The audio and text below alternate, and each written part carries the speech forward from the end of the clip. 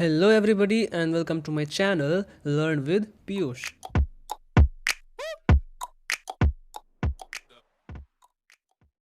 तो आज हम पढ़ने जा रहे हैं फ्लेमिंगो बुक का एक बहुत ही प्यारा सा पोएम, बहुत ही ब्यूटीफुल पोएम, सिंस इसके नाम में ही ब्यूटी है।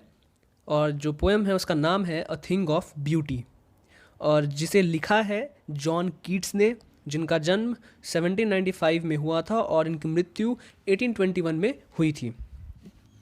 और ये जो जॉन कीट्स थे वो एक ब्रिटिश के एक रोमांटिक पोएट थे। मतलब he use to write romantic poems जिसमें कि जिसमें कि ब्यूटीफुल चीज़ें डिस्क्राइब की गई हों, और वो जितनी भी चीज़ें लिखा करते थे उसमें वो एक बहुत ही मन को शांति देता था। उनकी सारी जो भी लिखी हुई पोएम्स थी।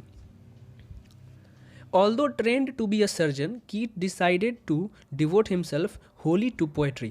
मतलब कीट्स जो थे वो ट्रेंड किए गए थे, मतलब उन्होंने ट्रेनिंग ली थी एक सर्जन बनने के लिए। एक सर्जन बनने की उन्होंने ट्रेनिंग ली थी, लेकिन उन्होंने फिर डिसाइड किया कि मैं अपने आप को पूरी तरीके से समर्पित कर दूंगा पोएट्री में, मतलब कविताएं लिखने में। ठीक है।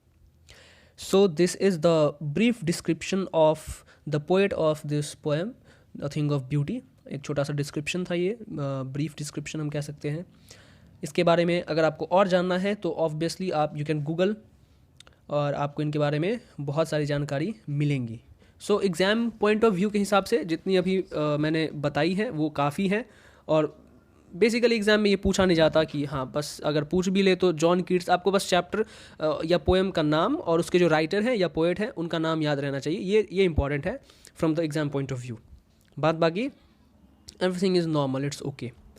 तो अब हम एज़ यूजुअल जो एक सेक्शन होता है हमारे चैप्टर में, हर एक पोएम में, जो कि है बिफोर योर डिस्कशन, और हम उसे ज़रूर से डिस्कस करते हैं।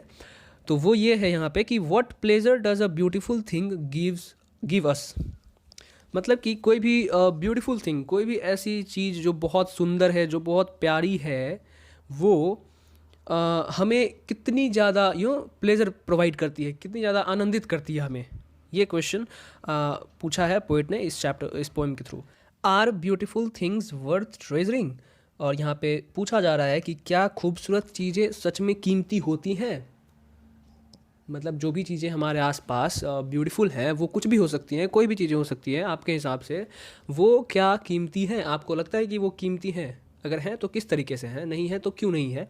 ये आप खुद से बात करें, खुद से आप ये क्वेश्चन सॉल्व करें।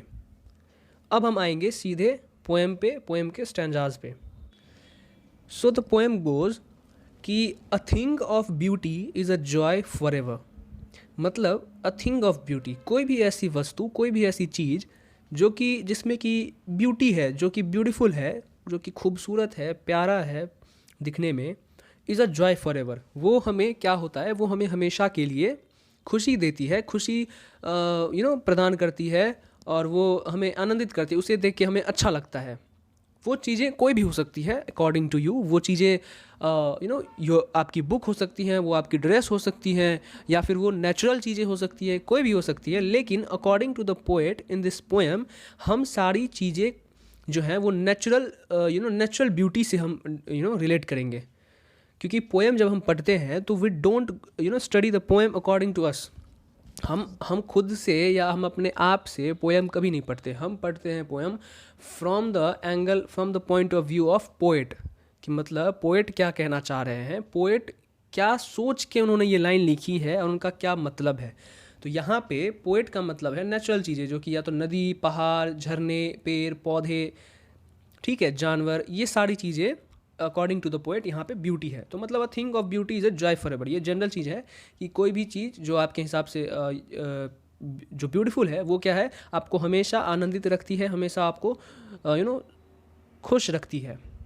It's loveliness increases. और इसकी जो लवलीनेस, मतलब ये जो प्यारापन कह सकते हैं, या फिर इसकी जो खूबसूरती है, ये हमेशा क्या होती है, इंक्रीज़ करती रहती है। It will never pass into nothingness. और ये कभी भी ऐसा नहीं है कि ये ऐसे ही ये बेकार चला जाएगा, या फिर इसकी कोई वैल्यू नहीं होगी। ऐसी कोई बात नहीं है। अगर कोई चीज़ ब्यूटीफुल है उसकी बहुत वैल्यू होती है, और उसकी जो ब्यूटी है, उसकी जो लवलीनेस है, वो हमेशा हमेशा इंक्रीज़ करती है, वो कभी डिक्रीज़ नहीं करेगी और वो कभी भी ऐसे ही बेकार नहीं जाती है। But will keep a bower quiet for us. Bower का यहाँ पे मतलब होता है कि एक बहुत ही प्लीजेंट सी छाँव, यानी कि जो भी हम, जैसे हम नॉर्मली धूप के गर्मियों के मौसम में अगर हम छाया ढूंढते हैं और अगर कोई पेड़ के नीचे हम बैठते हैं और अगर धीमी धीमी हवा चल रही होती है तो वो छाया कितनी प्यारी लगती है, वो हम वी कैन फील अस। अगर हम आपने कभी कोई ऐसा मोमेंट जिया है, आपने कभी कोई ऐसा फील किया है, तो आपको पता होगा कि पेड़ की छाया जो होती है स्पेशली गर्मियों के मौसम में बहुत ही प्लीजेंट होती है, बहुत प्लेजरेबल होती है, बहुत आनंद देती है वो। तो यहाँ पे पोएट कह रहे हैं कि ये कभी ख़त्म नहीं होगी, ये कभी ज़ीरो नहीं होगी, और ये जो है वो हमेशा but will keep a bower quiet for us, हमें एक बहुत ही शांत सी छाया जो है वो हमेशा हमें प्रदान करती रहेगी। शेड हम कह सकते हैं इसको, कि जो भी ब्यूटीफुल थिंग्स हैं नेचर में वो हमें हमेशा क्या करेगी, एक शेड होती है, प्लीजेंट शेड, प्लेजर शेड उसके अंदर ही रखेगी। मतलब हम नेचर से हमेशा आनंदित रहेंगे, पीसफुल रहेंगे। And a slip full of sweet dreams and health and quite breathing. अब ये जो यहाँ पे एक स्लीप है, दूसरा स्वीट ड्रीम्स, तीसरा हेल्थ और चौथा क्वाइट ब्रीदिंग, ये हमें नेचर से, ब्यूटीफुल नेचर से एज अ गिफ्ट हमें मिलती है। तो ये एक एग्ज़ाम में एक क्वेश्चन यहाँ से पूछा जा सकता है कि हम नेचर से हमें क्या क्या मिलती है, तो हम लिखेंगे कि we get peaceful sleep, we get sweet dreams, we get good health and we get quiet breathing. Quiet breathing का मतलब होता है कि हम जब चैन की सांस लेते हैं, क्वाइट ब्रीदिंग मतलब चैन की सांस लेना, जब हम रिलैक्स होते हैं, जब हमें कोई टेंशन नहीं होती, तो हम क्या करते हैं, क्वाइटली ब्रीद करते हैं। तो वही यहाँ पे क्वाइट ब्रीदिंग जो है वो हमें ब्यूटीफुल नेचर से हमें एज अ गिफ्ट मिलती है। सो ऑल द जितनी भी चीज़ें पोएट यहाँ पे कन्वे करना चाहते हैं वो ये है कि हमारे आसपास जो भी ब्यूटीफुल थिंग्स हैं नेचर में प्रेजेंट हैं, वो हमें किसी न किसी तरीके से हमें जो है एवर लास्टिंग जॉय प्रोवाइड करते हैं, जिसके कारण हमें अच्छी नींद आती है, हमें अच्छे अच्छे सपने आते हैं, प्यारे सपने आते हैं, हमारा स्वास्थ्य बहुत अच्छा होता है और हम क्वाइट ब्रीदिंग मतलब हम चैन की सांस ले पाते हैं। यानी कि ओवरऑल हम एक बहुत ही पीसफुल और एक बहुत ही जॉयफुल लाइफ जी पाते हैं just because of the beautiful things present around us in the nature. So यहाँ पे पोएट ये यहाँ पे कन्वे करना चाहते हैं इस फर्स्ट पैराग्राफ से। अब हम आएंगे अगले पैराग्राफ में। Therefore on every morrow are we wreathing a flowery band to bind us to the earth। अब यहाँ पे एक वर्ड है मोरो और एक वर्ड है फ्लावरी बैंड। तो मोरो का मतलब हुआ टुमोरो मॉर्निंग, मतलब यहाँ पे मोरो का मतलब मॉर्निंग, अगली सुबह से हम यहाँ पे कंक्लूड कर सकते हैं इस मोरो वर्ड से। आर वी रेदिंग, रेदिंग मीन्स होता है बुनना, या फिर जैसे कि हम माला बुनते हैं तो माला पिरोते हैं स्पेशली, तो वो यहाँ पे उस सेंस में यहाँ पे वर्ड है रेदिंग। एंड अ फ्लावरी बैंड मतलब कि देयर फोर ऑन एवरी मोरो, मतलब इसी हिसाब से ये जो देयर फोर वर्ड है ये आपको जो फर्स्ट पैराग्राफ में हमने पढ़ा, इस सब सारी चीज़ों की हम कह सकते हैं कि कॉन्सिक्वेंस, एज अ कॉन्सिक्वेंस है कि देयर फोर ये चूँकि नेचर हमें इतनी सारी चीज़ें प्रोवाइड करती है, इतनी सारी ब्यूटीफुल चीज़ें, ब्यूटीफुल एक्सपीरियंस प्रोवाइड करती है, इसीलिए ऑन एवरी मोरो हर सुबह हम क्या करते हैं, आर वी रीडिंग हम बुनते हैं अ फ्लावरी बैंड, फूलों की एक माला, to bind us to the earth. Bind us to the earth मतलब है कि इस पृथ्वी पे हम खुद को मतलब जीते जो हैं पृथ्वी पे, वो मतलब हम माला हर सुबह क्या करते हैं, फूलों की एक माला बनाते हैं इस पृथ्वी से खुद को जोड़े रखने के लिए, मतलब अच्छी तरीके से जोड़े रखने के लिए। अब यहाँ पे फ्लावरी बैंड जो है वो बेसिकली रेफर करती है आपको गुड मेमोरीज, मतलब जो भी प्यारी मेमोरीज, जो भी स्वीट मेमोरीज होती हैं, हम क्या करते हैं हर सुबह उसको ध्यान में रखते हुए अपने दिन की शुरुआत करते हैं और एक्सपेक्ट करते हैं कि हमारा जो आज का दिन है वो भी एक बहुत ही ब्यूटीफुल मेमोरीज से भरा हुआ हो। तो बेसिकली हम क्या करते हैं, हर सुबह उठते हैं और हम एक गुड मेमोरीज की माला बुनते हैं, जिसके वजह से हमारी लाइफ जो है इस पृथ्वी पे बहुत ही ब्यूटीफुली आगे बढ़ती है और हम इस तरीके से नेचर और पृथ्वी पे जो नेचर है और हम हैं, हम एक दूसरे से बंधे हुए होते हैं। सो बेसिकली यहाँ पे इस दो लाइंस के मतलब ये है। नाउ अब है कि spite of despondence of the inhuman dearth of noble natures of the gloomy days, मतलब कि स्पाइट ऑफ डिस्पोंडेंस, डिस्पोंडेंस का मतलब होता है एक बहुत ही बेकार लाइफ, बहुत ही भद्दा लाइफ, बहुत ही मतलब कोई ऐसा लाइफ जो कि कोई डिज़ायर नहीं रखता हो, कि ऐसी ज़िंदगी, बेकार ज़िंदगी जिसमें कोई खुशी ना हो, जिसमें कोई उत्साह ना हो, जिसमें कोई सेलिब्रेशन ना हो, वैसी लाइफ को बोलते हैं स्पाइट ऑफ डिस्पोंडेंस। मतलब इस तरीके के life, despondence of the inhuman dearth of noble natures.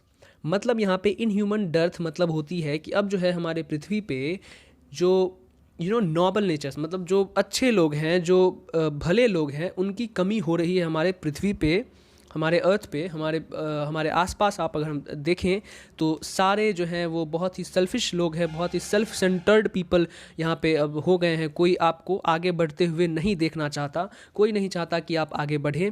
Everyone try to pull your legs, everyone try to pull you back, and एक रेस सी लगी हुई है जिसमें कि हर व्यक्ति एक दूसरे को पीछा छोड़कर, गिरा कर, जैसे भी हो आगे बढ़ना चाहता है, मतलब सिर्फ अपना ही भला चाहता है। तो पोएट यहाँ पे कह रहे हैं कि चूँकि पृथ्वी पे, चूँकि अर्थ पे अब वैसे अच्छे भले लोग बहुत कम हैं, बहुत कम, ज़्यादा जो लोग हैं वो हैं सेल्फिश लोग, सेल्फ सेंटर्ड लोग, अभी जो मैंने डिस्क्राइब किया वैसे लोग। तो ऑफ द ग्लूमी डेज, यानी कि ग्लूमी डेज में मतलब होती है स्ट्रगलिंग डेज, मतलब कि जो भी हमारे स्ट्रगल के डेज थे, जो भी हमारे दुख के डेज थे, वो उन सारे डेज को यहाँ पे पोएट जो है वो कह रहा है gloomy days. So spite of despondence मतलब कि ख़राब जिंदगी होने के बावजूद, of the inhuman dearth of noble natures मतलब, और पृथ्वी पे इतने सारे सेल्फिश लोग होने के बावजूद, ऑफ द ग्लूमी डेज और स्ट्रगलिंग डेज होने के बावजूद, मतलब इतनी सारी परेशानियां जीवन में होने के बावजूद हम क्या करते हैं, देयरफॉर ऑन एवरी मोरो। अब जो ये है ये यहाँ पे रिलेटेड है पहले जो अभी हमने पिछले वाले में हमने जो डिस्क्राइब किया वो, देयरफॉर ऑन एवरी मोरो, मतलब इन सारी चीज़ों को इग्नोर करते हुए, नेगलेक्ट करते हुए हम क्या करते हैं, हर सुबह क्या करते हैं, ब्यूटीफुल मेमोरीज़ को ब्यूटीफुल मेमोरीज़ की एक फूल बनाते हैं, माला बनाते हैं, और उसे हम क्या करते हैं, अपने दिन जो है उसके with that hope, with a positive hope हम अपनी लाइफ जीते हैं, हम अपनी ज़िंदगी जीते हैं। सो बेसिकली हम कह सकते हैं कि अभी जो हमने ये पैराग्राफ लाइन पढ़ा है, spite of despondence of the inhuman dearth of noble natures of the gloomy days, ये सारी प्रॉब्लम्स हैं। और जो भी पहले हमने पढ़ा था, therefore on every morrow are we wreathing a flowery band to bind us to the earth, ये एक सोल्यूशन है। मतलब अभी जो ये भी जितनी भी परेशानियां हैं, इसका सोल्यूशन ऊपर दिया हुआ है कि हम क्या करते हैं, हम हर सुबह एक गुड मेमोरीज़ की एक माला बनाते हैं और उसके साथ हम अपनी जीवन जीते हैं, अपनी आगे की जो दिन है, आगे के जो समय है वो हम बिताते हैं। अब है of all the unhealthy and over darkened ways made our searching. यहाँ पे ये जो OER है, ये यहाँ पे एक शॉर्ट फॉर्म है ओवर का। सो इसका मतलब है ओवर, मतलब of all the unhealthy and over darkened ways, मतलब हम जो हर एक के लाइफ में एक एम्बिशन होता है, एक गोल होता है, तो वो जो है गोल जो है वो ईज़िली अचीव नहीं होता। जो भी सक्सेसफुल लोग हैं आज के ज़माने में, अगर आप उनसे पूछोगे, अगर आप उनसे जानेंगे, तो आपको ये पता चलेगा कि वो बैठे, मतलब उनको ऐसे ही आराम से सक्सेस नहीं मिली। ऐसा नहीं कि उन्होंने हार्ड वर्क नहीं किया, उन्हें परेशानियां नहीं हुई, उन्होंने स्ट्रगल नहीं किया और सक्सेसफुल हो गए, ऐसा बिल्कुल नहीं है। उन्होंने बहुत चीज़ें फेस की हैं लाइफ में, बहुत चीज़ें उन्होंने फेस किया है, फिर जाकर उन्हें सक्सेस मिली है। तो वो जो भी स्ट्रगल हैं, वो जो भी दिक्कतें हैं, उनको यहाँ पे अनहेल्दी से रिलेट किया गया है, एंड ओवर डार्केंड वेज। और वो जो रास्ता है वो कभी कभी क्या होता है कि हम रास्ते भटक जाते हैं, तो हमें क्या लगता है कि सब कुछ अंधेरा छा गया है, एवरीथिंग इज़ डार्क, अब जीवन में कुछ नहीं हो सकता, अब हम कुछ नहीं कर सकते। मेड फॉर आवर सर्चिंग, मतलब हम जो गोल के लिए करते हैं उसमें क्या होता है कि बहुत सारी परेशानियां आती हैं, बहुत सारी दिक्कतें आती हैं, जिसको पोएट ने डिस्क्राइब किया है अनहेल्दी वर्ड से, एंड ओवर डार्केंड वेज, कि कभी कभी हम गलत राह पकड़ लेते हैं, गलत डायरेक्शन में चले जाते हैं, तो हमें लगता है कि एवरीथिंग इज़ फिनिश्ड, अब हमें कुछ नहीं हो सकता। यस, हाँ, इन स्पाइट ऑफ ऑल, इन सब परेशानियों, इन सब चीज़ों के बावजूद, some shape of beauty moves away the pall, मतलब कि पोएट मान रहे हैं कि हाँ, ये मैं मानता हूँ कि जब हम अपने जीवन में आगे बढ़ते हैं, अपने गोल को अचीव करने के लिए, अपने एम्बिशंस को अचीव करने के लिए, तो रास्ते में बहुत सारी कठिनाइयाँ आती हैं, लेकिन इन सब चीज़ों के बावजूद, मतलब मैं मानता हूँ कि ये सारी चीज़ें होती हैं, लेकिन इन सब चीज़ों के बावजूद सम शेप ऑफ ब्यूटी, मतलब कुछ ऐसी चीज़ें हमारे नेचर में हमारे आसपास मौजूद हैं that moves away the Paul. अब पॉल का मतलब क्या है? पॉल का मतलब होता है कष्ट, दुख, जितने भी परेशानी, जितने भी कष्ट, दुख हैं, वो सारी क्या है, वो क्या करती हैं, जो सम शेप्स ऑफ ब्यूटी, मतलब जो भी ब्यूटीफुल चीज़ें हैं, कुछ चीज़ें हैं जो हमारे नेचर में प्रेजेंट हैं, वो क्या करती हैं, इन सारी परेशानियों, इन सारे कष्ट को क्या करते हैं, दूर कर देते हैं, दूर ढकेल देते हैं from our dark spirits. Dark spirits मतलब स्पिरिट होती है किसी भी चीज़ को, कोई भी काम जब हम करते हैं तो वो किस लगन से, किस इच्छा शक्ति से हम करते हैं, दैट इज़ कॉल्ड स्पिरिट। हमारे अंदर क्या जुनून है, हमारे अंदर क्या जोश है, या वो पॉजिटिव है या वो नेगेटिव है, उसको हम बोलते हैं स्पिरिट। तो स्पिरिट दो तरीके से होते हैं, एक होते हैं पॉजिटिव स्पिरिट, एक होती है नेगेटिव स्पिरिट, जिसको हम डार्क स्पिरिट भी कह सकते हैं। तो कह रहा है कि फ्रॉम आवर डार्क स्पिरिट, कभी कभी जो हमारी स्पिरिट है, कभी कभी जो हमारी इच्छा शक्ति है वो टूट जाती है, हम नेगेटिव हो जाते हैं, हम नेगेटिव सोचने लगते हैं कि अब हमारा जीवन में कुछ नहीं हो सकता। लेकिन सम शेप ऑफ ब्यूटी, कुछ चीज़ें हैं, ब्यूटीफुल चीज़ें हैं जो क्या करती है, उस डार्क स्पिरिट में से ये सारी नेगेटिविटी को दूर कर देते हैं। जितने भी कष्ट हैं, जितने भी स्ट्रगल्स हैं, सबको ये दूर कर देती है। And then we move ahead in a positive way. Such the sun, the moon, trees old and young, sprouting a shady boon.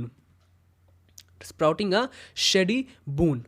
अब है कि ये देखो यहाँ पे जो है, अब वो ब्यूटीफुल पोएट कह रहे हैं कि ये वो ब्यूटीफुल चीज़ें क्या हो सकती हैं, जैसे कि द सन, जैसे सूर्य, द मून, चंद्रमा, ट्रीज, पेड़ पौधे, पुराने हो या नए हो, old and young, sprouting a shady boon, वो क्या करते हैं, हमारे ऊपर एक आशीर्वाद बरसाते हैं, हम कह सकते हैं कि वो हमें आशीर्वाद देते हैं, या फिर वो हमें ऐसी शक्ति देते हैं, पॉजिटिविटी देते हैं, जिससे कि हम अपने अंदर की सारी नेगेटिव चीज़ों को दूर ढकेल के आगे बढ़ सके, एक पॉजिटिव स्पिरिट के साथ, एक अच्छे स्पिरिट के साथ हम अपने गोल की तरफ आगे बढ़ें, विदाउट बिना भटके हुए अपने राह से, बिना अनहेल्दी वे में, एक हेल्दी वे में हम क्या करें, एक पॉजिटिव वे में और एक सही रास्ते पे हम क्या करते हैं, आगे बढ़ते हैं, just because of some shape of beauty things जो कि दे रखी है, the sun, the moon, the trees and all.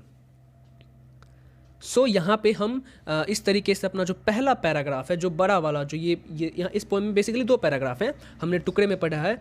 तो ये एक फर्स्ट पैराग्राफ है और ये जो है ये सेकंड पैराग्राफ है और ये लास्ट पैराग्राफ है। तो ये फर्स्ट पैराग्राफ इस तरीके से ख़त्म होता है और इसमें हमने पढ़ा कि ब्यूटीफुल थिंग्स जो है वो हमें क्या क्या प्रोवाइड करती हैं और उसके कारण हम कैसे अपने दिन की शुरुआत करते हैं। फिर हमने पढ़ा कि इस पृथ्वी पे जो है वो भले लोगों की कमी हो गई है, सेल्फिश लोग भरे पड़े हैं, सेल्फ सेंटर्ड लोग भरे पड़े हैं।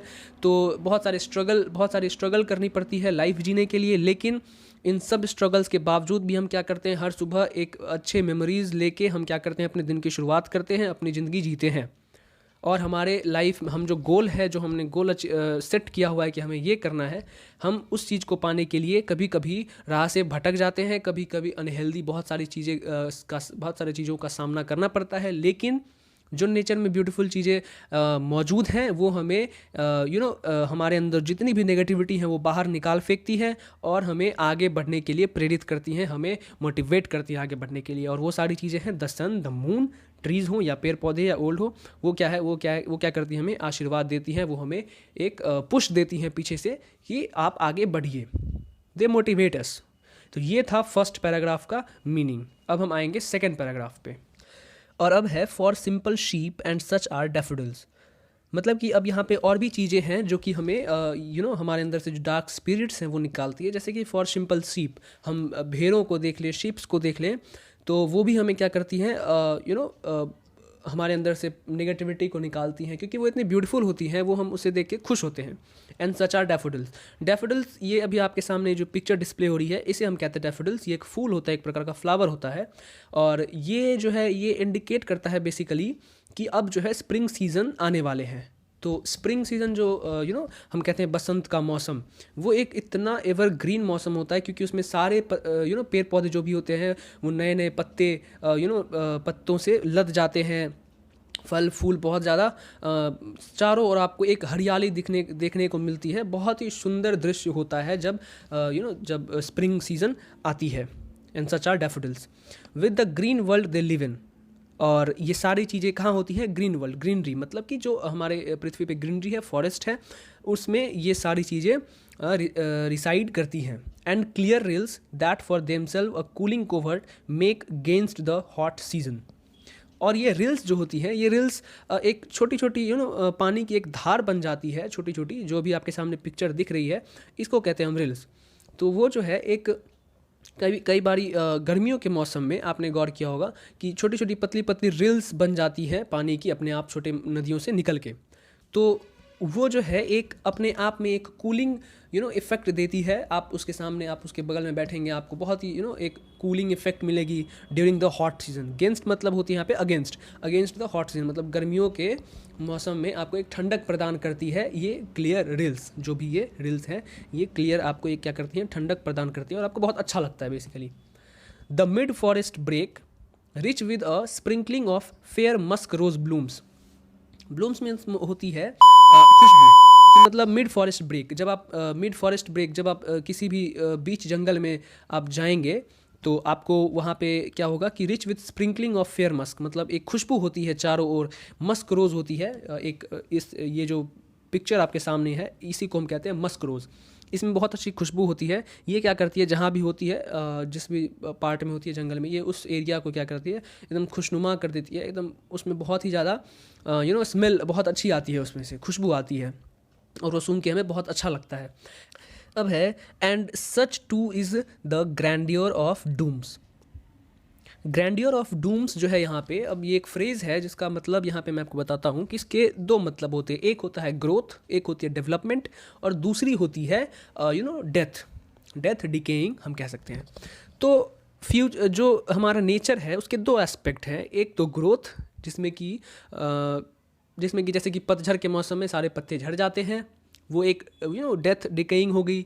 और फिर क्या वो पत्ते हमेशा नहीं आते हैं, विंटर्स में नहीं होते बट आते हैं, फिर स्प्रिंग सीजन में आते हैं और बहुत अच्छी तरीके से आते हैं, तो वो होता है ग्रोथ। तो यहाँ से जो है दो शेड यहाँ पे पोएट ने दिखाए हैं नेचर के। लेकिन लाइफ में भी दो शेड होते हैं, लाइफ में भी दो शेड होते हैं, और दो शेड होती है हैप्पीनेस और सैडनेस। मतलब आपकी जो लाइफ है, आप अगर एक्सपेक्ट करोगे कि हाँ मैं पूरी लाइफ खुश रहूँगा या खुश रहूँगी, तो ये नहीं होने वाला। क्यों? क्योंकि लाइफ के पास भी मिक्स ऑफ शेड्स होते हैं। कभी आप खुश होगे, कभी आप दुखी होगे, कभी आप डिसअपॉइंट होगे, बहुत सारे शेड्स जो है लाइफ आपको दिखाएगी। कभी आप परेशान होंगे, कभी आपको बहुत सारे स्ट्रगल्स करने होंगे। तो ये जो है पोएट जो है यहाँ पे बहुत ब्यूटीफुली यहाँ पे इन्होंने नेचर से रिलेट किया है लाइफ को, कि जैसे ही नेचर में दो शेड्स होते हैं, एक ग्रोथ और एक डेथ, सेम उसी प्रकार लाइफ में भी बहुत दो शेड्स होते हैं, बेसिकली दो शेड, हैप्पीनेस एंड सैडनेस। तो उन दोनों चीज़ को अगर कभी हैप्पीनेस आती है तो सैडनेस भी आएगी, और अगर कभी सैडनेस आती है तो हैप्पीनेस आएगी ही आएगी। वो लॉन्ग लास्टिंग नहीं है। जैसे कि कभी पतझड़ होती है तो पत्ते झड़ जाते हैं, तो ऐसा नहीं कि वो पत्ते फिर कभी आएंगे नहीं, ऐसे वो आते हैं, लेकिन एक पर्टिकुलर टाइम के बाद, उस पर्टिकुलर टाइम के लिए वो सैडनेस, वो पतझड़ जो है, वो पत्ते झड़ जाते हैं, वो सैडनेस छा जाती है, फिर लेकिन हैप्पीनेस आती है। तो ये जो है शेड्स जो है वो लाइफ दिखाते रहेगी आपको हमेशा के लिए, you will have to face it. तो इस लाइन का मतलब ये था। अब है कि we have imagined for the mighty dead. Mighty dead मतलब होती है जो भी महापुरुष है, जो भी महान पुरुष है, जो भी जिन्होंने भी बहुत ही अच्छे काम के लिए बहुत ही एक शौर्यपूर्ण तरीके से उन्होंने अपने जीवन की आहुति दी है, जिन्होंने मृत्यु को गले लगाया है और जिनकी मृत्यु आज तक याद रखी गई है। जैसे बहुत सारे हमारे ऐसे महान क्रांतिकारी है, जैसे महाराणा प्रताप हो गए, हमारे छत्रपति शिवाजी हो गए, हमारे पृथ्वीराज चौहान हो गए। इन्होंने बहुत सारे ऐसे काम किए हैं जिनके लिए उनको एक बहुत ही शौर्यपूर्ण मृत्यु जो है वो नसीब हुई है, जिनको आज भी लोग याद रखते हैं। तो पोएट कहता है कि इसमें भी ब्यूटी है, बिकॉज लोग उम्मीद करते हैं कि मैं भी इसी तरीके से याद रखा जाऊं। तो ब्यूटी जो है इस चीज़ में भी पोएट ने दिखाई है। All lovely tales that we have heard or read, मतलब वही है कि जितनी भी कहानियों में हमने ये माइटी डेड के बारे में पढ़ा है, इन लोगों के बारे में पढ़ा है या हमने सुना है, हम क्या करते हैं इस ब्यूटी जो है, ये जो ब्यूटी है कि having a death which is full of mightiness, मतलब बहुत ही ज़्यादा शौर्यपूर्ण मृत्यु हो, ये सभी विश करते हैं, क्योंकि इसमें भी एक ब्यूटी है। पोएट ने इसमें भी एक ब्यूटी दिखाई है। अब है an endless fountain of immortal drink pouring on to us from the heaven's brink. Immortal drink, यहाँ पे इमोर्टल ड्रिंक क्या है? इमोर्टल मतलब होता है जो कभी मरे ना, मतलब इमोर्टल ड्रिंक यहाँ पे अमृत हम कह सकते हैं बेसिकली इसको, अमृत। पर्टिकुलर जो मीनिंग हम कहें अगर, तो इमोर्टल ड्रिंक मतलब ऐसा ड्रिंक जिसके पीने के बाद कभी कोई मरे ना, तो वो ऑब्वियसली अमृत है।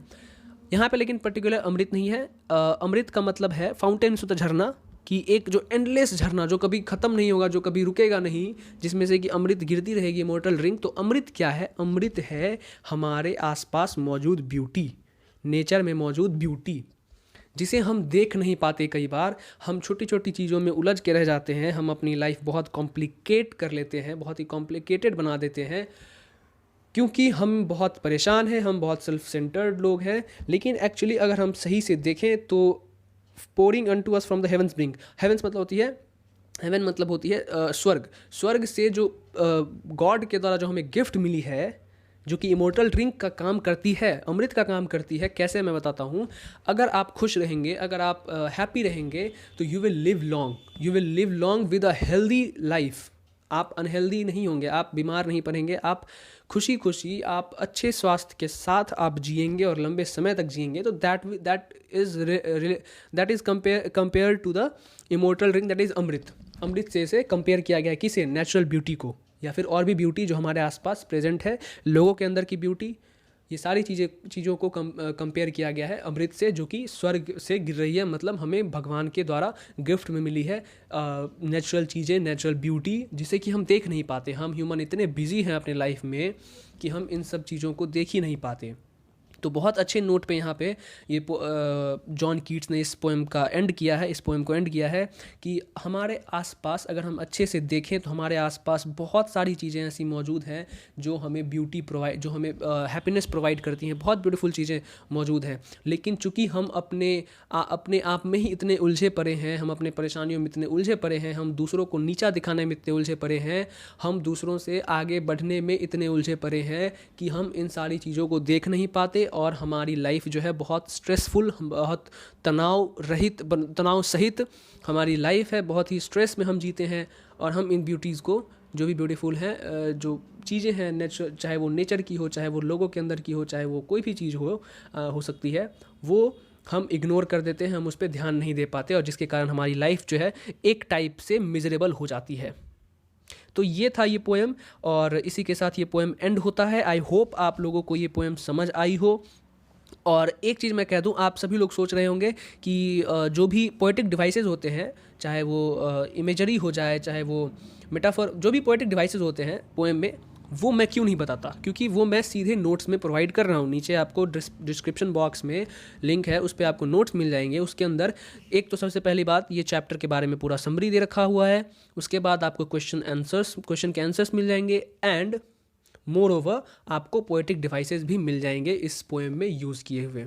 मैं जितने भी मैंने पोएम पढ़ा रखे हैं वो सारे के नोट्स में जो है वो सारी चीज़ें आपको मिल जाएंगी। और मैं डिस्क्रिप्शन बॉक्स में और भी जो मैंने इंग्लिश फ्लेमिंगो में पढ़ाया है पोएम्स एंड स्टोरीज़, मैं उसके भी लिंक दे दूंगा। अगर आपको देखना है तो आप वहाँ भी जाके देख सकते हैं, बहुत ही ब्यूटीफुली डिस्क्राइब किया हुआ है। And at last I would only ask you कि if you like the content, if you like the explanation, if you are satisfied with this, तो kindly subscribe करके जाना, because it takes a lot of work, it takes a lot of hard work to do, and ये सब मैं obviously आप लोग के लिए ही कर रहा हूँ। तो प्लीज़ सब्सक्राइब करके जाना, एंड डू शेयर ज़रूर करना, क्योंकि हो सकता है आपके भाई बहन, आपके दोस्त भी हों ऐसे जो ये एक्सप्लेनेशन चाहते हों, वो भी ये चैप्टर पोएम पढ़ना चाहते हो अच्छे से, या चैप्टर्स पढ़ने चाहते हो, तो उनको प्लीज़ आप ये फॉरवर्ड कर दीजिए, शेयर कर दीजिए। And thank you and all the very best. पढ़ाई करते रहे, मन लगा के पढ़े, और ऑल द वेरी बेस्ट।